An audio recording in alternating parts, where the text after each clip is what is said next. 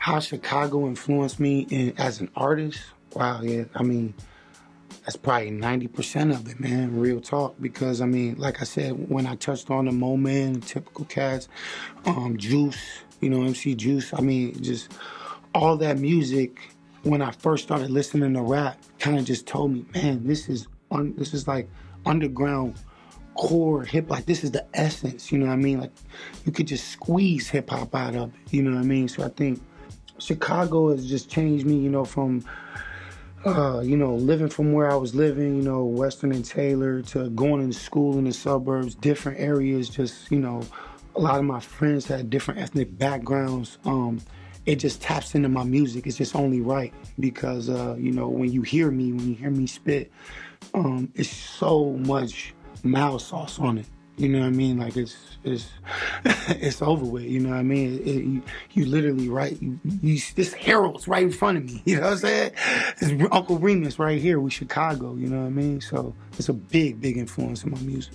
Touching on living in different areas in the communities of Chicago, of the suburbs. My mom, she had a house in the Forest Park area, in the suburbs. That's where I went to school, Most of my time I was on the Western and Taylor area. My pops worked a lot of nights, plus he was kind of, alcoholic. So I lived with my grandma primarily. So I remember the first time coming back to the hood from the burbs from school. The kids was calling each other's names, weirdos and bitches and all types of names. I remember we was playing football right on like poking Oakley, man. And I threw a ball. Man, this kid like dropped the ball. I'm like, come on, man, you acting like a bitch, bro. He's like, what? And I mean, we sparred the whole time for that. And I'm like, talking to my cousin, I'm like, man, what's his problem? He's like, man, bro, this ain't the suburbs. Like, they don't even talk like that. So it's just like knowing from every different angle of where I was at, like these kids really didn't know what was going on in the city.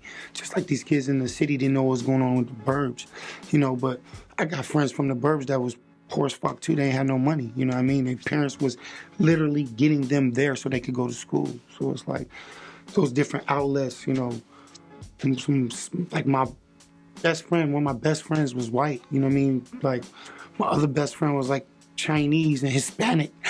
So those cultures, you tap in and you see like, man, we just people, you know what I mean? Living in different lives. I mean, being multicultural for me, being, Black, Hispanic, and German, I think for me, I got to see every really aspect. I remember my friends my African-American friends would be like, man, you acting too white, bro. Just relax off that. My white friends be like, man, I don't really want to go by those Hispanics.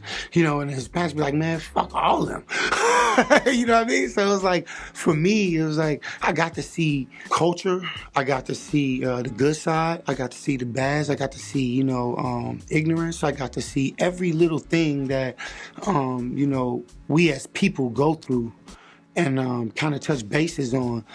Me, myself, I got to make decisions on things, hey, possibly that, you being a fully Black male or you being a fully Hispanic, I could drive in a car in certain areas, and because I'm not a certain skin tone, I'm okay. But in some areas, I'm not good at all. I go into the Puerto Rican neighborhood, they want to kill me. You know what I mean? They think I'm 4 different types of gangs, you know what I mean? I go into the Black hoods, they like, oh man, he banging something. I go into the white hoods, they like, oh man, hold our purses.